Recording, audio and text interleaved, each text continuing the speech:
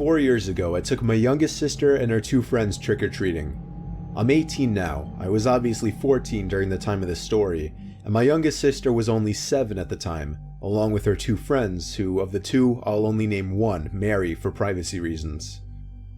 I didn't have plans anyway, so I guess I was actually a bit happy that my parents made me walk with them. Plus, I low-key told my sister to fill an extra bag for me at each house. By now, we were more than a mile away from my house. The girls' bags were all pretty full now, and I was ordering them to start making their loop back in the direction of our house. The girls were approaching the front door of a corner house across the street from an old, closed-off community park. The house already stood out from the rest on the block in that there was a 3-foot wooden fence surrounding the perimeter, except for the walkway and driveway, and a bunch of overgrown trees and bushes on the front lawn, almost completely blocking the actual house from view. They tried looking for the doorbell, but then called back to me that there wasn't one. I answered back, telling them to just knock on the door. My sister pounded on the door in 3 different intervals. Then I called for them to skip this house. As the 3 girls were walking down the stoop, the front door to the house creaked open, and somebody could just barely be seen poking their head out from behind the door, which was open just a crack. The girls walked back up the stoop and simultaneously yelled "trick or treat." From the sidewalk, all I could see was an arm reach out from around the door, and then the person's pointer finger lifting up as if to say 1 second. The arm kind of creepily pulled back into the house. My view of it not seeing a body made the situation really eerie. The door closed, and for what felt like 20 seconds, they just stood there on the stoop. I was about to ask them what was going on, but once again the front door to the house cracked open. Once again, just an arm came into view for me. This time I could see him waving the girls to come into the house with his hand. My sister and her 2 friends were actually making their way into the house before even looking back at me for approval. At this point, the feeling in my stomach told me something wasn't right here, and I yelled to the girls to come back. The really disturbing part was as soon as I yelled this, the person shut the front door, almost slamming it in their faces. The 3 girls came back over to me. I told them that was enough trick-or-treating for the night. I nudged them to continue walking forward, keeping my eyes on the house. Barely through the overgrown bushes in front of the house, I saw the blinds to one of the front windows rustling around, and an older man sitting by the window. We continued walking home now. The girls told me the man initially said, "1 second while I go get the candy," and then shut the door. When he came back out, he whispered to come inside to get the candy. I was considering calling the cops and reporting this guy, but I wanted to get home and see what my parents had to say first. We were probably halfway down the block when I turned around and saw a person standing by the corner of the block right where the house was. We made it back to our house where I told my parents. They called my sister's friend's parents, and when they got there, we all had a long conversation about it. We then all drove over to the house in separate cars, with my mom talking with the 911 operator in the car. When we got to the house, we learned before the cops even arrived by a neighbor that the house had been vacant for months. Mary's dad was the quickest one to realize what was actually going on here. A sexual predator, or maybe even worse, was hiding in the house for Halloween, waiting to lure unsuspecting kids into the house to snatch them. And what scares me the most to this day was that my sister and her friends were about to enter that house before I told them not to. Halloween can be a very dangerous holiday.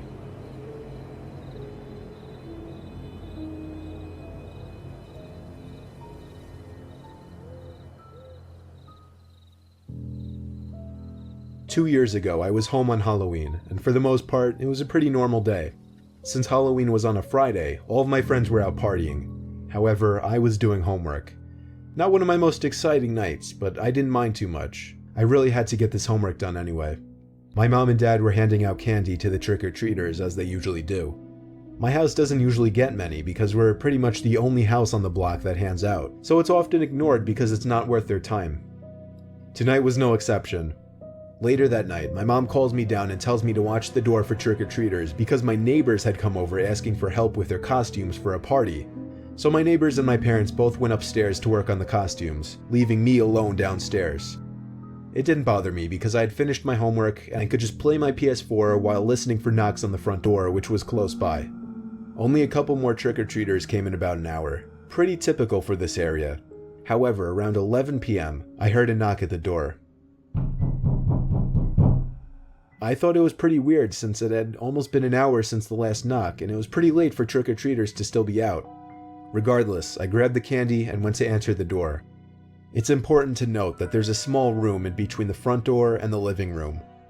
When we enter the front door, we make sure to lock the door behind us leading to the living room so our dogs don't run up and start barking and whatnot. I did the same thing here. When I answered the door, there was a surprisingly large man, at least 6'3" tall, with a somewhat muscular physique, standing in front of me wearing a Michael Myers costume. Not a cheap one either, it looked pretty expensive for a costume. He stood in front of me but didn't say a single word. I thought it was pretty unusual because it's kinda customary to say trick or treat. But nope, he didn't do a thing but stare at me. It was almost like he was a statue. I thought he was really trying to sell the character and creep me out, and it was working. I was feeling a little intimidated because I'm pretty small for a guy, only about 5 feet 10 inches tall. I decided to break the awkward silence and say trick or treat for him while handing him some candy. I couldn't believe what he did next. In response to me handing him candy, he took a few steps into my house. This was when I started getting really uncomfortable. You're supposed to take the candy, say thank you, and go. It's like an unspoken rule that you don't walk into people's houses without permission. It was at this moment that I also noticed that he didn't have any type of bag for candy. This was a huge red flag, because I realized then that he was not there to trick or treat. Before I could respond, the man reached into his pocket and pulled something out. I didn't want to look at it, but I was assuming it was a weapon, and I had no idea what to do. I'd locked myself into a small room with a psychopath much larger than me holding a weapon, blocking the only exit. We all like to pretend and make up scenarios in our heads where we have to be the hero and save the day, but here I was, stuck in a real-life situation, completely unable to move, not able to save myself. I was frozen in fear. It was such a weird feeling, almost like I was dreaming the entire thing. I had no control over my body. And what a cliche way of dying I thought it would be, getting stabbed to death by someone dressed up as Michael Myers on Halloween. Thankfully it didn't go like that, because without warning, the guy takes off his mask and jokingly says, "I'm just messing with you, bro." I'm still frozen in shock and can't respond in any way. He then says, "I scared you though, right?" Completely confused and still afraid, I managed to respond with, "Yeah, you got me." He put the knife back in his pocket, which gave me a huge sign of relief, and said, "I didn't really come here to trick-or-treat, but can I have that candy anyway? I'm really hungry." I didn't hesitate to give him the candy because he creeped me out, and he still did have a knife. He then goes on to mention how he just left his friend's Halloween party and he saw my lights on and decided to prank me. It was obvious that he was drunk and high and thought knocking on someone's house pretending to be Michael Myers qualifies as a good prank. He mentions how he owns a tattoo place about an hour away from here, and even says that I'm pretty chill and that we should hang out sometime. He tells me to put his name and number in my phone so we could chill soon. I make sure to take his name and number down. After all, the last thing I wanted to do was upset this weird guy still blocking my only exit with a knife. I basically agreed to everything he said because I was still terrified and just wanted the conversation to end as soon as possible. But this conversation seemed to go on for hours. Despite this, I still didn't feel comfortable or safe. I had to find a way to get this guy out of my house. There was something way off about him, and I got vibes that he was a dangerous person. So I decided to make up a bullshit lie and say that I had something cooking in the oven that I needed to check on and that I'd text him later. And it worked. He said okay and turned around to leave my house. I could not close and lock the door quick enough when he left. My heart was still beating so fast that I thought it was going to burst from my chest. That was easily the most terrifying and weirdest experience of my life. I decided to not contact the police though, since the guy didn't have any malicious intent. I guess he was just completely out of it and just a overall really creepy person. I still have his number to this day, but we've never texted or called each other, just the way I'd like it. As terrifying as that situation was, I can laugh at it now and use it as an interesting story to share with my friends, so I guess one good thing did come from it. Just be careful who you open your door for on Halloween. There's some very weird and messed up people out there. I got lucky this guy wasn't a complete psychopath, because nothing was stopping him from stabbing me.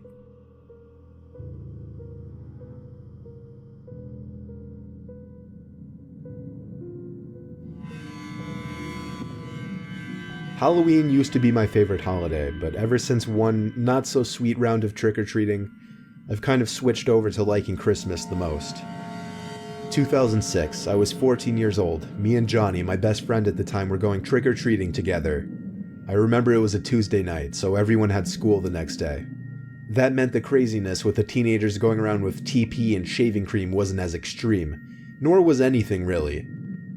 My parents wanted me back by 11 o'clock the latest, same with Johnny.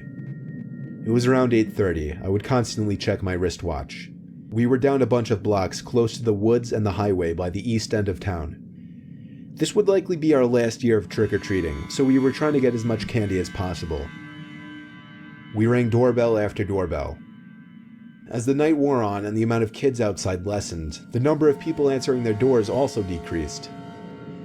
Then it started to drizzle, and that's when it really became a ghost town outside. But that didn't stop us. We were now 3 houses down from the house that was commonly known around there as Hell House. It was nicknamed this because of the alleged murder that happened inside decades ago, plus the fact that the house looked like it was built over 100 years ago and stuck out from the other houses 2 miles away. There was even a whole webpage dedicated to the house with a little lore behind it. I don't really remember the full details anymore. The website is down now, but at the time nobody seemed to know if anybody lived there or not. At the time I was sure the neighbors knew, but we didn't live very close to the house. Long story short, me and Johnny were feeling brave and cocky, so we hopped the creepy fence surrounding the seemingly abandoned property and walked up to the stoop, which was made out of ancient and worn-out looking red bricks. We knocked on the door a few times since there was no doorbell. The drizzle turned to rain, and we suddenly didn't want to move out from under the front awning. Johnny jokingly knocked on the door again, but my focus was shifted to walking home in this rain. Suddenly, a loud thud made us both jump. Johnny said it sounded like it came from a window upstairs, to which I replied, "Let's leave." We walked quickly back down the red brick pathway, hopped over the front black, graveyard-like gate, and stopped to look back at the house on this dark, rainy Halloween night. Johnny bumped me on the shoulder and pointed to the upper middle window of the house, and I felt like my heart dropped from my chest when I saw somebody clear as day staring down at us. Only there was something so disturbing about this person's face. I couldn't tell what it was through the rain and foggy window, but I swear that face and just this whole scene seemed like something you would see in a horror movie. We both jumped once again when the person at the window quickly and aggressively turned and seemingly ran away from the window. All we could assume was that they were coming outside after us. We quickly went to hide by the neighbor's fence, which was facing the backyard of the house. The sound of the rain thankfully masked the sound of our breathing and whispering. This neighboring fence was made of wood and had a bunch of holes, allowing us to peek through to the lawn next door. Suddenly, the entire fence started to shake a little, yet we couldn't see anyone on the other side, and we were certain it wasn't us who had done it. Johnny and I agreed it was time to make a run for it back to my house. We both stood up, and when we turned to run, I saw something at the edge of the fence. At first I was confused as to what it was due to the darkness, but it soon hit me that this was a person leaning over to this side of the fence, exposing their body down to their waistline with one arm reaching around the fence. The way this person was positioned and staring at us made for a horrifying scene and memory. We dropped our candy bags and ran for it. After running 5 blocks and my getting a few cuts and bruises from tripping twice in the rain, we got back to my house. We agreed not to say a word given that what we did could probably get us in trouble. The really scary part is the next day after school, we went to go ask some of the neighbors over there if they knew who lived there, and they all gave the same response. They had no idea if anybody lived there or not. They never saw a car in the driveway or anybody outside. One of the neighbors even pointed out that the house had a for sale sign very briefly a few months prior, but disappeared within a few days. We told all of the neighbors our story, and they were all very disturbed by the news. I moved out of that neighborhood in 2007 the next year, and I've never had to worry about the story behind that house or who's living there since. All I know is something strange was going on inside of that house, and I kind of wish I found out what.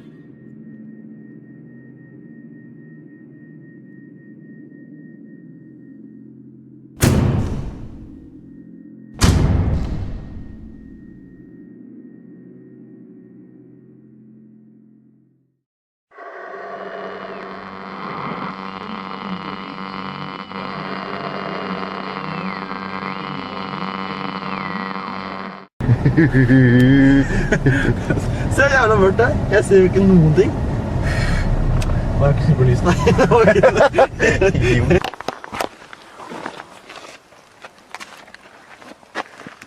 Så du hvor det ble, eller? Ja. Faen, det kan det.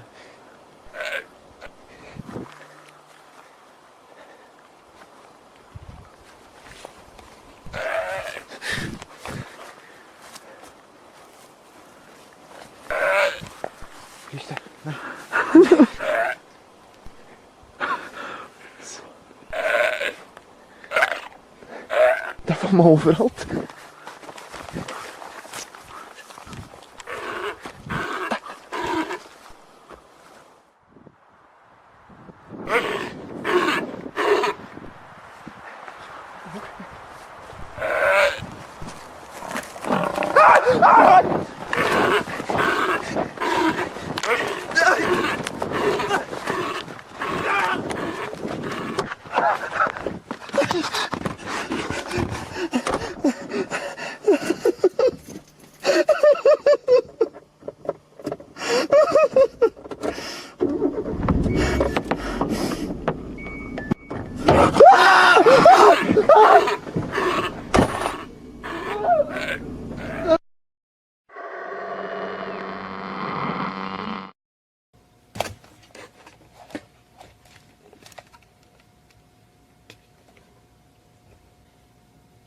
Hi, yeah, I'm there's this guy just like standing outside my window. And he's just like looking up at the window. He's been there for about 30 minutes now. And I have he's male, maybe about, I don't know, maybe about 30, I guess. I can't tell. Yeah. It's in alley. My address is street. Yeah. Yeah, and he's just, he's been there for like 30 minutes and I don't know what to do. Yeah, so if you head down alley, right off of, you should be able to run right into him. I mean, he's basically right in the middle of the road. Yeah. Okay.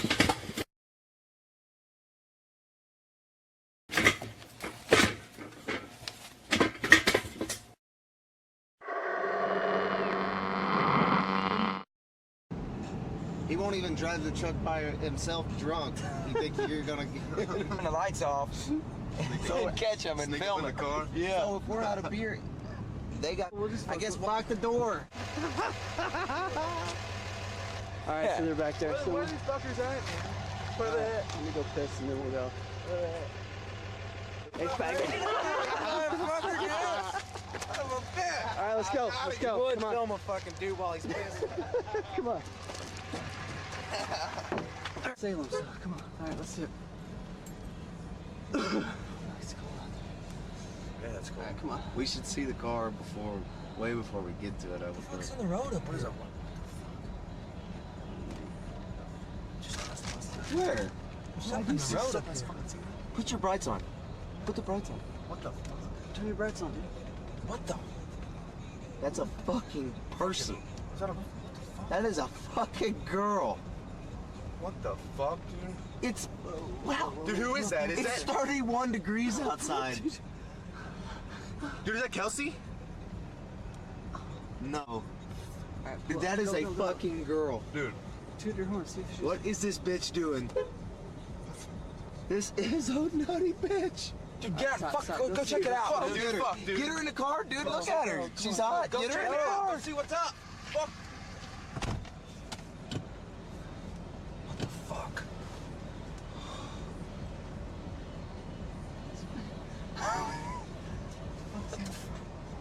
What the fuck is he doing? Get the fuck out! Go! Get the fuck out! Go! What? Get the What? fuck What are you out! talking Go! about? What? Go, dude! Hey, go Get let the that fuck chick out! out, man. What are you doing? No, dude, get the fuck out of here, man! You don't fucking know, man! Get the fuck out! Here, go! Are you fucking retarded? What the fuck? What the fuck? Get out the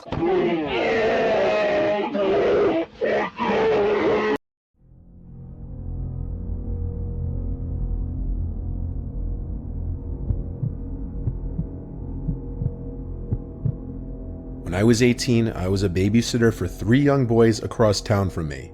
They were 3, 5, and 7. I'll just call them Adam 3, Bobby 5, and Chris 7, ABC. Adam and Chris were the easiest to take care of. Adam was a surprisingly well-behaved toddler, and Chris just liked to play his video games and watch TV. Bobby, on the other hand, was very moody, a picky eater, and difficult to get to go to sleep. I had worked for this family for months, and I was somewhat close with their mom Lucy, who was raising them by herself. They had a decently modest middle-class house. Lucy's parents would help her out with finances and such. All 3 boys had their own rooms. Lucy worked nights at the time, so I'd always babysit till around midnight on weeknights, and my college classes would start in the afternoon, so it worked out schedule and sleep-wise. One night after playing some Nintendo Wii games with Chris, I put Adam to bed, and not long after, Bobby. Chris's bedtime would be 9:30, Bobby's would be 9. After tucking Bobby in, I started telling Chris to start changing into his PJs after his next game was over. Chris insisted I play one more game of Wii Tennis with him, so I made a deal that he'd go to bed after if I did. During our game though, Bobby started crying for me up from his room. I paused the game and went upstairs. As I entered his room, he said there's a monster in his closet. I laughed, and I believe I pinched his cheek and said something along the lines of, "There's no such thing as monsters, but I'll leave the door open so you feel safer." Then I asked if that made him feel better, and he nodded. Chris was downstairs calling for me to come back, all annoyed, so I went back to the game of tennis and we resumed, and we eventually finished the game with no interruptions. At this point, Chris went upstairs to change into his pajamas and brush his teeth, and I was alone in the kitchen watching TV. That's when Bobby's cries from upstairs echoed down again. I went up to his room again, and he was hiding under his covers. He said once again, "There's a monster in the closet, I heard it." I looked at the closet door, which was closed. I looked at it for a while actually, then back at Bobby and asked, "Why do you think there's a monster in there?" And he replied, "I keep hearing it moving." I asked him if he wanted me to take a look, and he shook his head no. I walked closer to the closet anyway, and he said don't. I didn't take him seriously, till I heard something in the closet myself. It was very clearly the sound of something alive in that closet that tapped into the door, or something behind the door. Bobby whispered, "See?" I turned around and picked up Bobby and said we're going to another room. I also grabbed Chris from the bathroom and brought him into Adam's room, where I locked the door. Adam and Lucy's room share a Jack and Jill bathroom with 2 entrances. I went into the bathroom and called Lucy and quietly asked if there was a possibility of there being an animal in the house or in the walls, because there were sounds that Bobby was hearing that I heard myself. She sounded concerned right away and wanted me to check the closet. I kept her on the phone as I went back to Bobby's room. My discovering the closet door to now be ajar confirmed that there was someone in the house with us.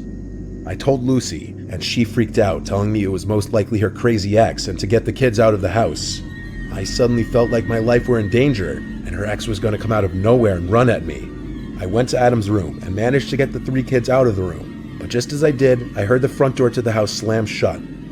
I peeked down into the living room, and there was no one there, but the front door was shut. He must have made an exit while he could. I went to lock the door, then called 911. Lucy came home from work early, and was there when the police came. Without cameras or anything, there was no proof that it was her ex, though. Her ex is the father of Adam, but she keeps him away from her because of their past that I won't get into for her privacy. Long story short, he can't take it, and she just recently blocked his number, which would explain the possibility of him breaking into the house. The police recommended changing the locks on the doors and such to Lucy. She understood I wouldn't feel comfortable staying in that house for a while after that, so she started letting the kids stay with a relative or one of her parents coming to watch the kids. I don't know what happened after that because we kind of fell out of contact. I didn't really like the fact that she was okay with me checking the closet when she was already suspicious that it was her ex. It was definitely a horrifying experience.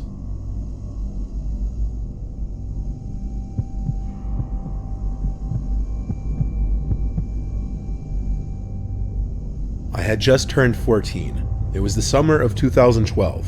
I was looking for a job. My grandma had told me about a family that she was friends with, and they had 2 boys, Alexander and Danny. Alexander was 10 and Danny was 5.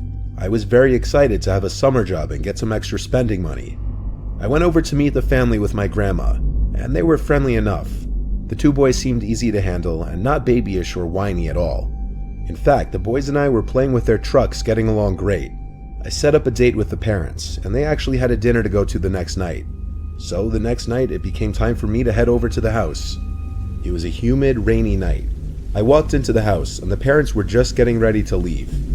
They gave me a paper with rules and such, things they didn't want the kids to do and their routines. They wrote a little something on the side that said Danny swears he hears tapping on his window every night, but not to believe it, because they think it's just a silly story that kids make up. I was only 14 myself, so reading this was a little unnerving, but I sort of forgot about it. It was a chill night. We watched TV and played with toys. They didn't give me any sort of trouble, but when I told the boys it was time to get ready for bed, I noticed Danny starting to stall and get kind of distressed. I ignored it, thinking he's only 5 and probably wants to stay up later. Eventually, I got them both to settle down and go to sleep. About an hour and a half had passed. It was now 10 p.m. I heard Danny groggily but loudly yell for me. I rushed up to him and asked what was the matter. He told me he heard the tapping noise again. I instantly felt uneasy and nervous, but I just flicked on the light and looked out the window. Nothing outside except darkness and the solar lights from the neighbor's driveway. I calmly told Danny that it was probably just some bugs since it's summer after all. He seemed to come at ease when I said this and laid back down. As I walked out of the room to shut his door, I heard a faint tap noise against his window. I got the chills as I flicked on the light again and looked out the window. And again, nothing. I kept telling myself that it was just bugs flying into the window, but something deep down told me to do something. I told Danny not to worry as I opened the window and yelled out, "This is private property, I'm gonna call the police." Moments after I did so, I heard a frantic scurrying into the forest that was across the yard. By now, I must have had goosebumps all along my arms and legs, and I immediately called the police for real. I called the parents right after, and they were thankfully already on their way home. The police arrived and didn't seem at all surprised by what I had told them. They had gotten other reports in the area for quite some time about some stranger going up to people's windows at night, looking through them and tapping on them. They said they got calls telling them the same thing almost every week.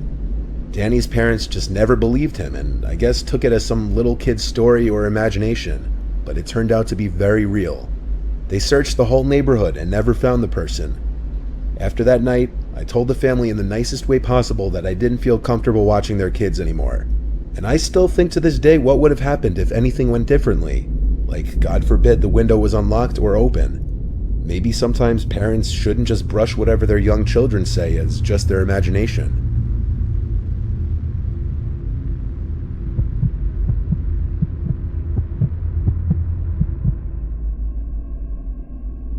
This happened when I was 8 years old, and my little sister was 6. It's a memory that's kind of scarring, to the point that I just remember it so vividly, even as an adult, and it's something that stayed with me. Our parents hired a one-time babysitter for this weekend that they'd be away on a couple's trip. It was some 16-year-old boy that responded to an ad that my mom posted in the public library. He happened to go to the high school that my parents went to, so I feel like they felt a safer connection with him. He was watching us for 3 nights from Thursday to Sunday. His name was Nathan. I don't know his last name. If I did, I'd say it. Most of the first night is a blur. I was only 8 after all. I remember not much other than playing Ratchet & Clank on my PlayStation in the basement all night because I was obsessed. Same thing the next day, on Friday. I was playing Ratchet & Clank for so long that I guess Nathan came down to build a rapport with me and asked to play with me. He told me he also liked the game, so we played multiplayer versus mode. From what I remember, I actually was having fun and started to like Nathan. The next day, I had my friend Zachary over and we played soccer in the backyard, which Nathan volunteered to ref for as he came outside with my little sister. Basically, he was a completely normal seeming dude for my 8-year-old mind. Zachary left not long after we all ate the pizza that Nathan ordered with the money I assume my parents left for food. That night before going to sleep, I was playing on my DS in bed, when Nathan came in and asked if I wanted to play more video games, and I'm sure I respectfully told him I'm tired. He would leave as expected, but that's not where this ends. I always was a heavy sleeper as a kid. Not anymore, but when I was 8, waking up in the middle of the night wasn't a regular occurrence. So waking up in my pitch black room was definitely a weird thing to happen that night. I remember flipping on my side after hearing my door closing.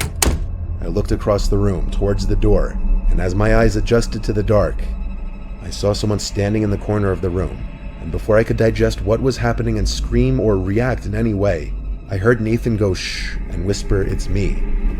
I didn't respond, but then he slowly got closer to my bed, pulled the covers off of me, and I swear he was about to get in the bed before I screamed stop or something along those lines, and he froze.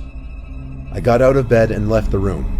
I went to my little sister's room, took a blanket from under her bed, and laid on the floor shaking, feeling extremely confused and uncomfortable. The whole next day, I didn't see Nathan. I knew he was in the house because he fed my little sister breakfast, but I knew he was avoiding me now. I couldn't exactly call my parents because I didn't know either of their cell phone numbers. It was a weird long day of me staying in my room and playing games with my little sister. Nathan never came in once. That night, I couldn't sleep for obvious reasons, and I don't know how much time passed before hearing my door creak open again. This time I didn't look up. I laid there until I heard the door close, and then a few moments of silence later, I looked up to the door, but he wasn't there this time. I turned on the lamp to confirm this, but even at 8, I knew he was creeping around again, and I wanted to go to sleep in my sister's room to protect her in my mind. I got up and took my pillows and blanket to my sister's room, and lo and behold, Nathan was already halfway towards my sister's bed in the pitch black room. I yelled at him to get away from her, and he told me to calm down, he's just checking on her. He hurried out of the room, and I locked the door. That was the last time I ever saw him. The next morning, I woke up on my sister's floor and told her let's play games in her room until Mom and Dad get back, which was early in the day, thank God. We heard our parents get home and talk with Nathan outside, but we didn't leave her room until he was gone. My parents asked me why I slept on her floor. I don't remember what I said, but I know I didn't tell them the real reason. In fact, I never did. I regret it often, not telling them all those years ago, so that Nathan guy would get in trouble. I'm scared because of me, he might have actually at some point successfully hurt a child. It's sadly something I kept bottled up my whole childhood, simply because I felt too embarrassed and awkward to tell anyone.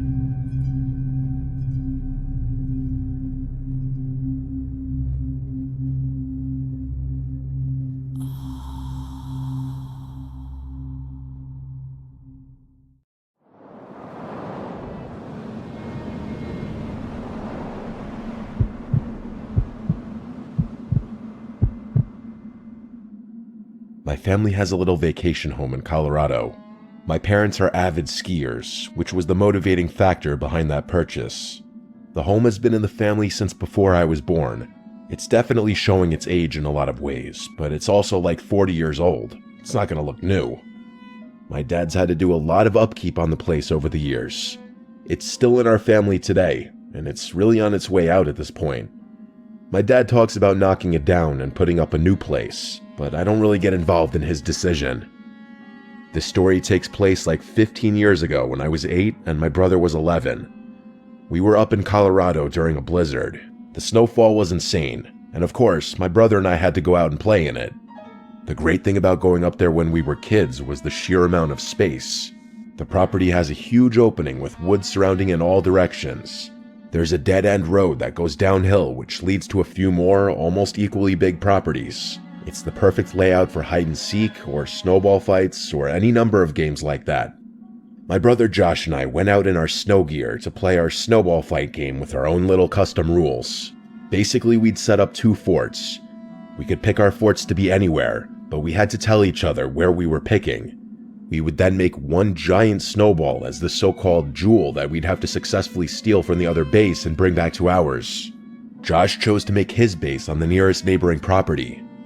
There was almost never a car, like 9 times out of 10 that we'd go there, so we'd often play games on their property too since they were never there. What we'd do is build little walls to emulate a fort, and then put the big snowball behind the walls. So to get to each other's bases in this game, we could either cut through the woods or take the road up or down to get to the opposite fort. Once Josh ran down the road and disappeared, I was supposed to wait for him to blow the whistle to signal that the game began. I waited for a while, like a long while, over 5 minutes. He had already set up his fort by then, so all he had to do was get back down there and blow the whistle. When it hit around maybe the 10-minute mark is when I decided I probably just couldn't hear the whistle from there, so I started plotting my route. Was it better to go through the woods or down the road? I opted for the road because honestly, going through the woods during a blizzard at 8 years old was a scary thought. I started trudging through the unplowed snow on the ground as flakes of snow blew into my face. With the amount of layers my mom made me put on though, I wasn't cold at all. As I approached the driveway to the neighboring property, I looked through the trees and didn't see Josh over there. With all the brush and trees bare in the winter, it was quite easy to see through the woods. So I cut into the property through the trees to kind of sneak in, but Josh was literally nowhere in sight. I saw his fort, so I looked around, and when I could confirm he wasn't anywhere in sight, I approached his fort to grab the jewel. Before I could, I heard a woman's voice yelling out, "Excuse me, are you looking for your brother?" I turned in the direction it came from, and it was an older woman at the front door of the neighbor's house. I called back that we're playing a game. She responded with, "Your brother's in here." I was very confused. I started walking towards the front steps of the house, and as I got closer, the woman's face got clearer.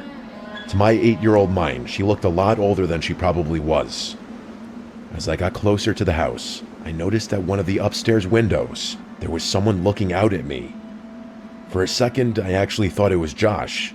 It was someone with half their face covered, presumably by a black beanie, and the bottom part of their face covered under the bottom of the window. I also noticed another trail of footprints leading to the front door. They had to be Josh's. The woman was giving me a very creepy smile. I remember that feeling of my heart dropping for some reason. She waved me inside to come in and get out of the cold. I stopped dead in my tracks and screamed, "Josh," but there was no response. The woman stopped smiling. She didn't expect me to do that. I also noticed that the other trail of footprints was doubled over. If it was Josh, his footprints turned around and headed back towards the woods. I then heard heavy footsteps from inside the house. They sounded like they were upstairs coming down. I started to run, and the woman screamed something at me or someone else that I didn't understand. I looked back once at the house, and that face that was upstairs at the window before was no longer there. I ran off the property back on the road, running through my previous footsteps. I started to hear my dad's whistling from up the hill, the whistling he'd do to get my brother and I home at dinner time. When I made it back to our driveway, my dad and Josh were there already, having been on their way to get me. Before I could even try to explain what just happened, Josh was already telling me that there were people in the neighbor's house telling him to come inside. I said the same exact thing happened to me, so my dad went down there with some kind of weapon in his hand while we waited in the home with our mom. He came back after a long while and said that the front door was locked and no one was answering, so we went to another neighbor's house, and they knew the owners of the house and they called them. This part still gives me chills whenever my dad mentions what he was told. The owners of that house were not there that weekend. Nobody was supposed to be in the house. The cops were called and everything, and my brother and I did have to speak to one of the officers on scene to describe the woman. After that, we were no longer involved. According to my dad, the back door was unlocked and the house was investigated, which turned up nothing. For this reason, my parents took home any extra valuable things in fear of a break-in while we were gone. After that day, we steered clear of playing on that property just from the creepiness factor of that memory alone. Thank God we didn't go in that house.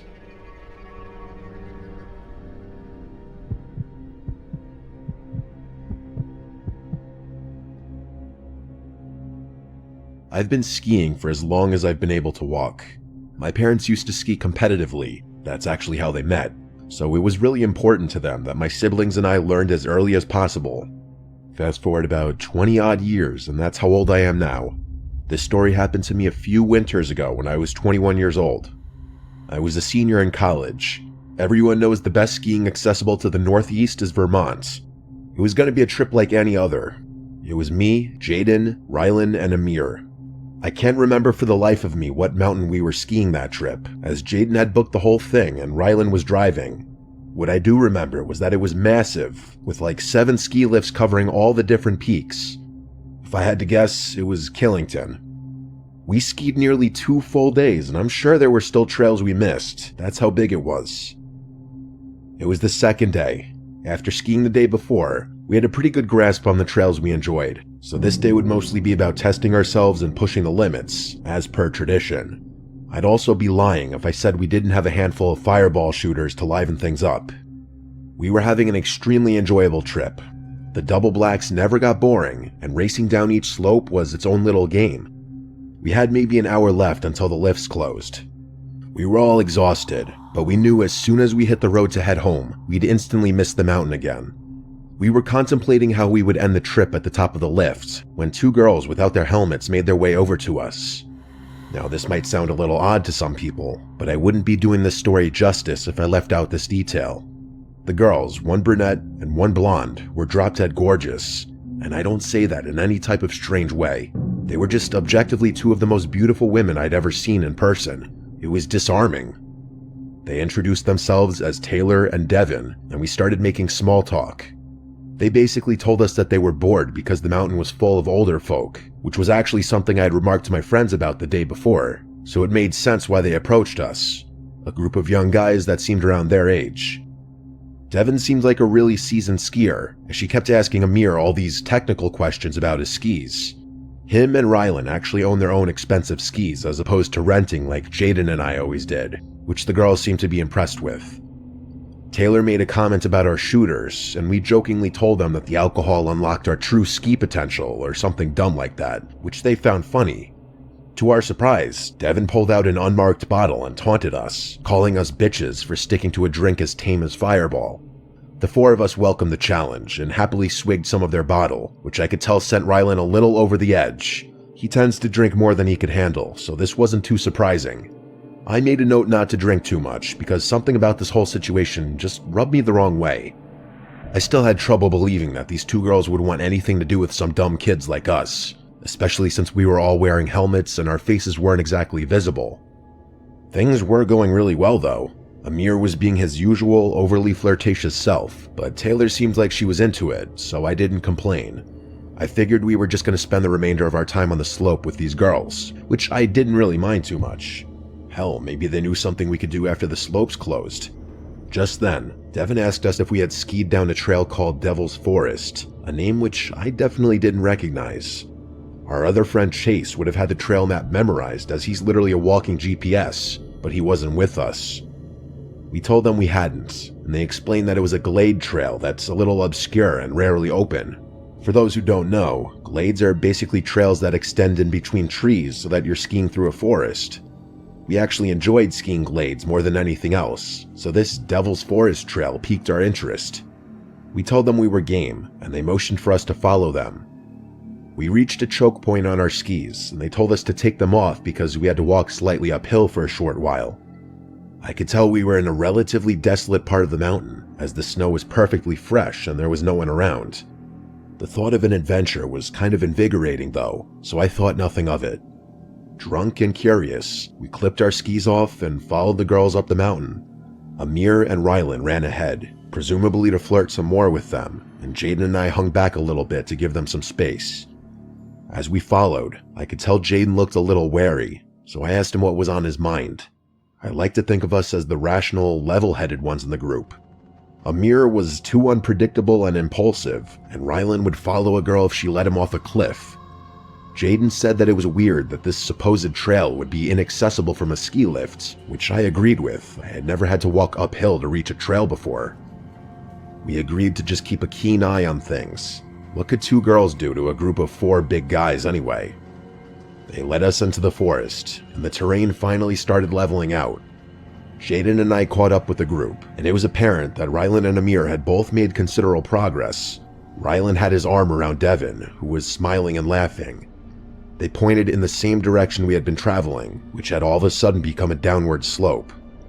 I sighed, knowing this was another instance where we could have used Chase's help. He would have known exactly where we were and where this trail would have led. Jaden was still skeptical and asked the girls if they were sure that this was a real trail. They responded yes and told us that it would also take us right back to the lifts. Before I could say anything, Devin pulled the bottle out again and told us we had to finish it. Amir and Rylan happily took some hefty swigs, but when the bottle got around to Jaden, he said he was drunk enough. As soon as he spoke, I could have sworn Devin's smile became a really angry scowl for a split second, but by the time I blinked, she was smiling again. I must have been the only one to notice because I looked around at my friends and their expressions were all normal.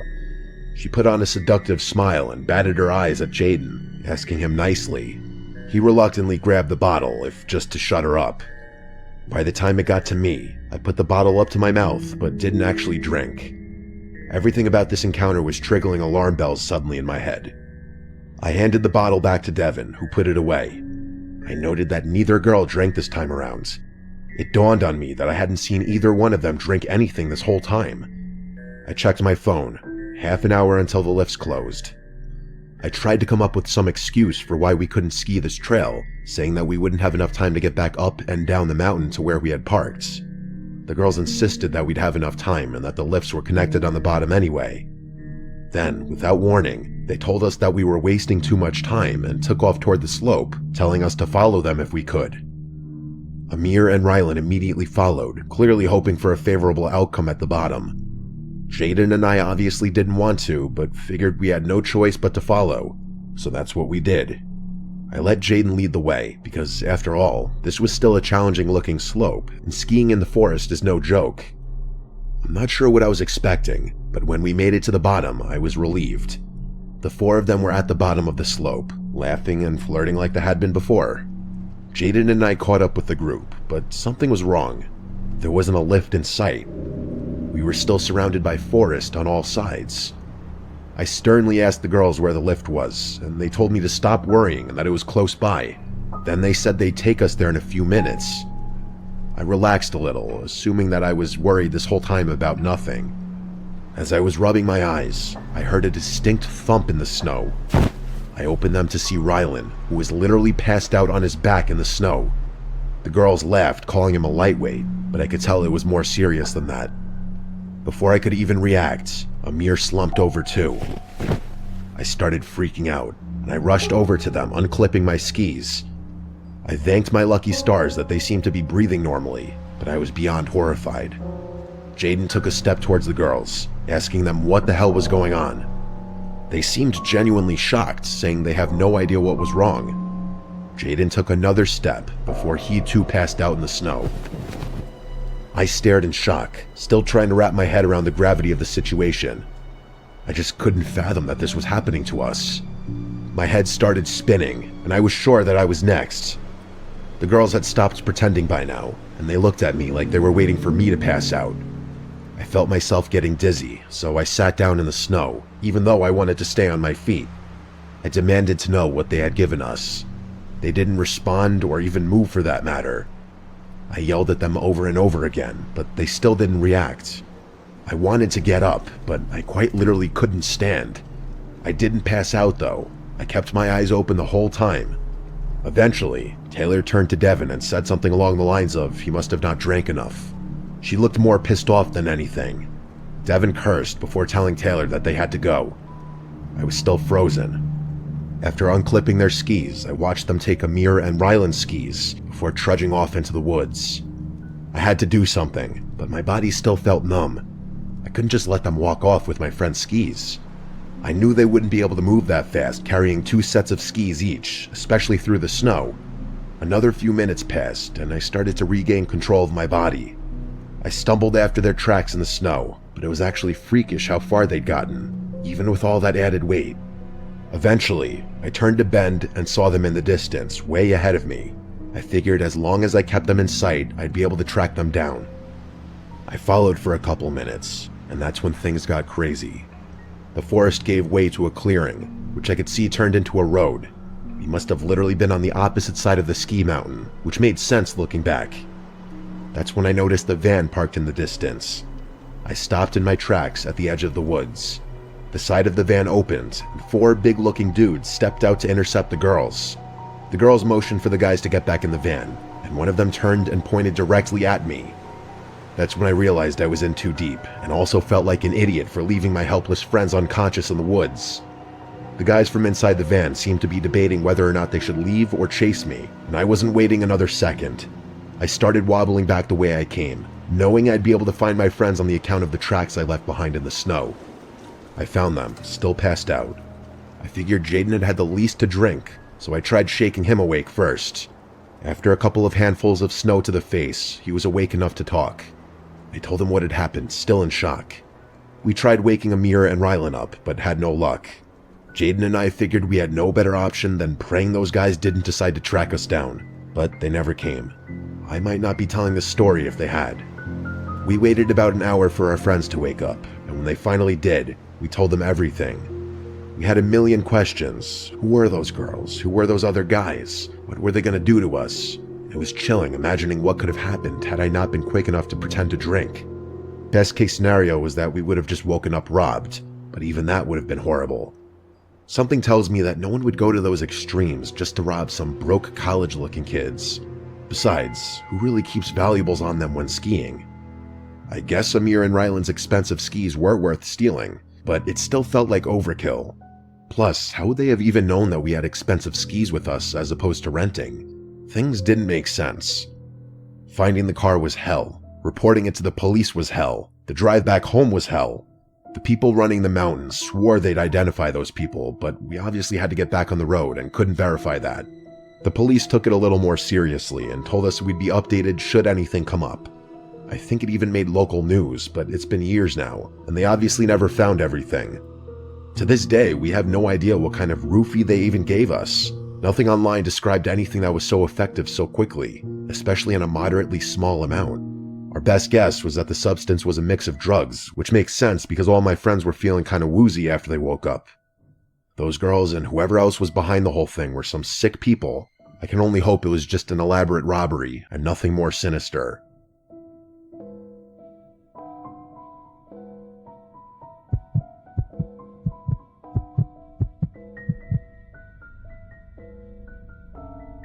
This is going to sound a little weird, but bear with me.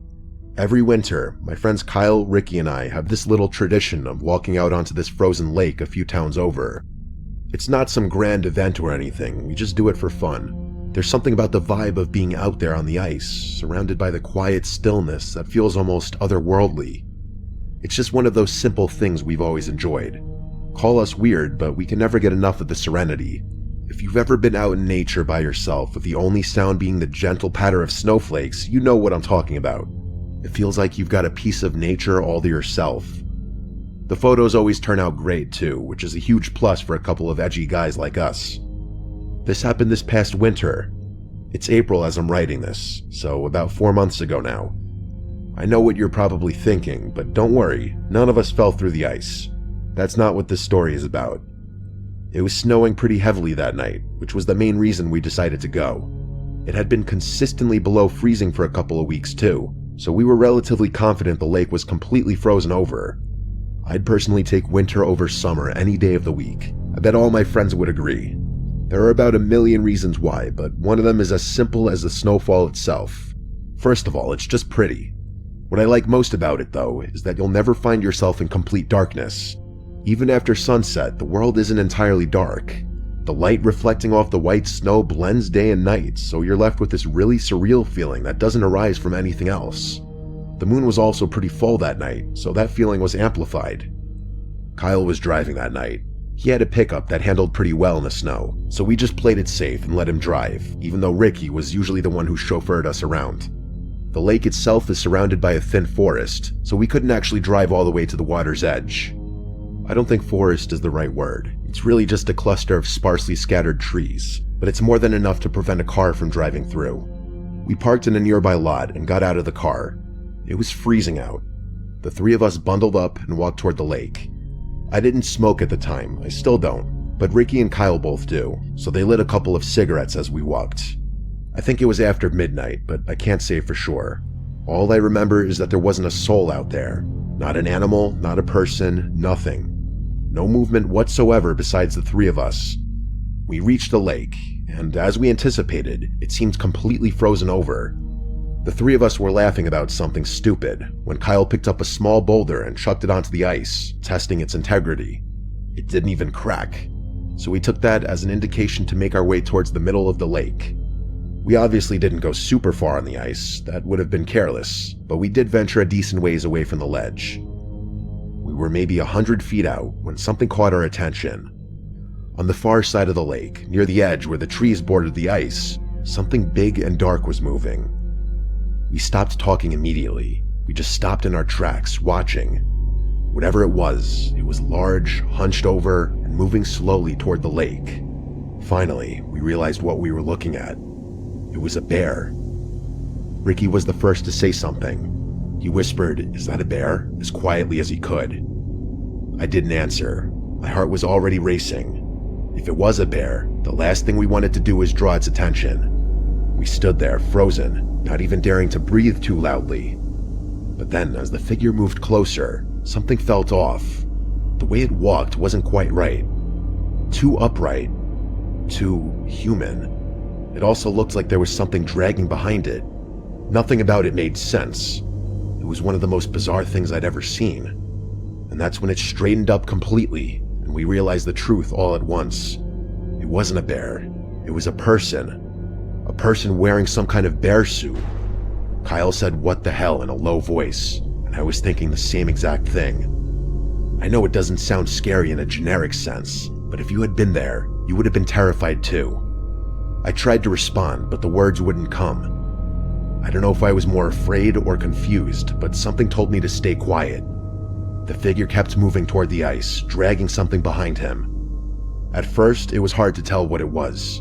The snow blurred the details, but as he got closer, I realized he was holding a rope that was attached to the thing he was dragging, and a few moments later, we could see it more clearly. It was a small black bag. It looked like a smaller sized garbage bag, if they even made those. Either way, it was chilling. We stood there, unsure of what to do. My mind was screaming at me to turn around and leave, but my body felt paralyzed. I couldn't move. I don't think Ricky and Kyle were too keen on turning around and leaving either, because neither one of them flinched. I probably wouldn't have left right then, even if I hadn't been so scared. I needed to know what that person was doing. And then, as if the situation couldn't get any stranger, the man unzipped and stepped out of the bear suit. Seeing him as a person didn't make things any better.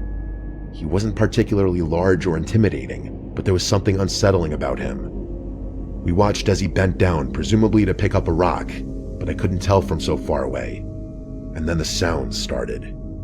He knelt down holding what looked like a rock and began repeatedly slamming it into the ice. It might have been placebo, but I swear I could feel the vibration in the ice even from the distance. He was trying to break through, most likely to dispose of whatever was in that bag. Ricky tapped my shoulder, and I turned to see him and Kyle moving back towards solid ground. Without a word, I followed suit, and the three of us tried to move quickly without making too much noise. Every step felt deafening in the quiet, even though I knew there was no way that guy could hear the crunch of snow from that far away. We barely made it a few yards when a voice yelled out, "Hey," from behind us. I didn't even look back. I just started running, praying that guy didn't have a gun. The cold didn't help. I found myself starting to get winded after not even a minute of running. I don't know if he followed. I don't think he did, but in that moment, we were in full-on panic mode. We reached the edge of the lake, and at that point, I was gasping for breath. After a very short break, we made our way back to the car silently, and Kyle drove off immediately. None of us had any idea what we had just seen. Kyle said it was probably someone dumping their trash, but I told him that was ridiculous. Who in their right mind would dress up in a bear suit in the middle of the winter to illegally dump their trash? There was no way. Ricky said it was definitely someone dumping a body, but I told him the bag was way too small for that. The three of us talked about it the whole ride home, but we couldn't agree on a definite explanation. We never got an answer. The reason I'm thinking about this now is because my mom was watching TV the other day and an old missing persons report popped up on the screen. It was a child from around our area, and the timeline of his disappearance matched up pretty closely with what we had seen on that lake. I'm not jumping to conclusions. I know it's a long shot and probably just an unfortunate coincidence, but I can't help but wonder if those two things are somehow related. By the time you're hearing this, we've probably reported our sighting to the police.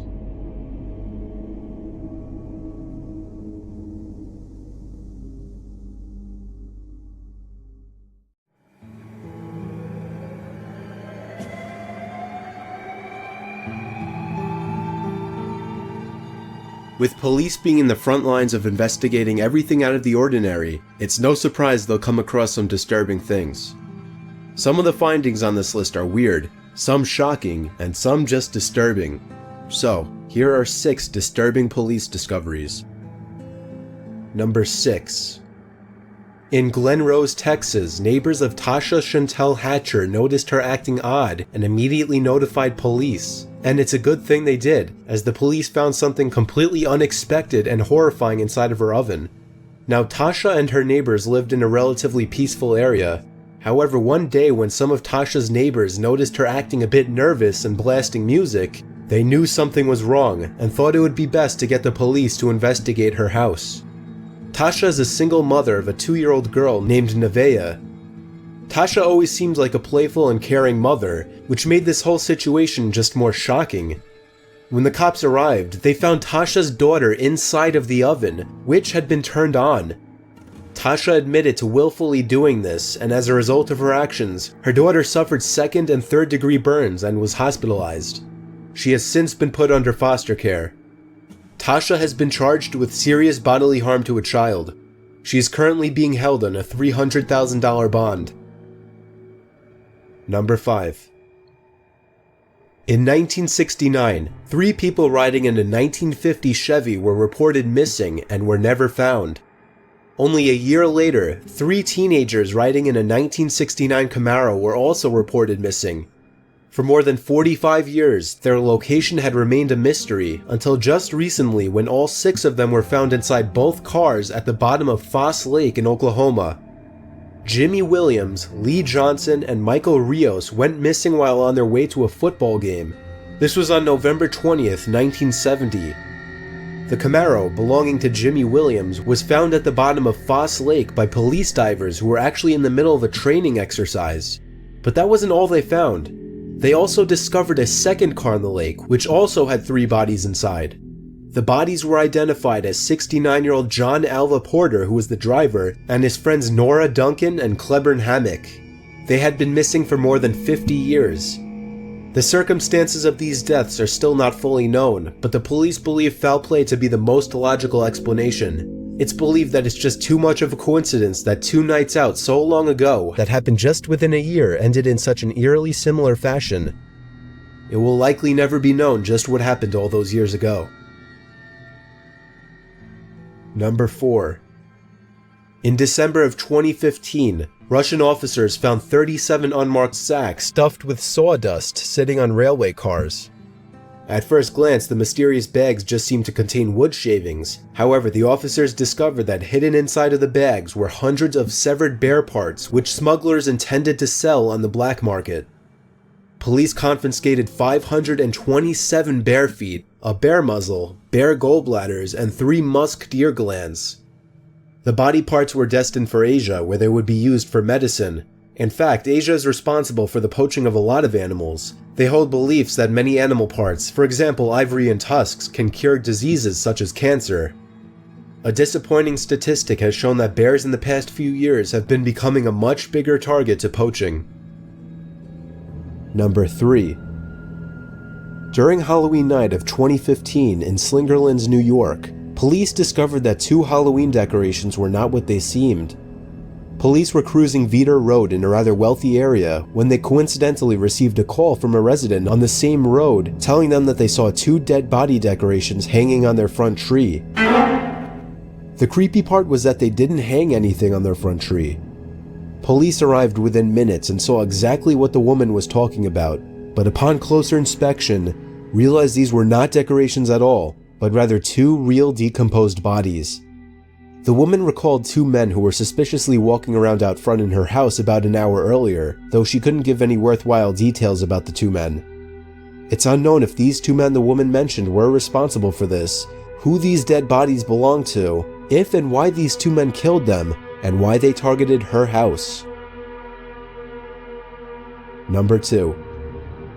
In 2014, there was a Reddit post asking people about their scariest experiences as a police officer.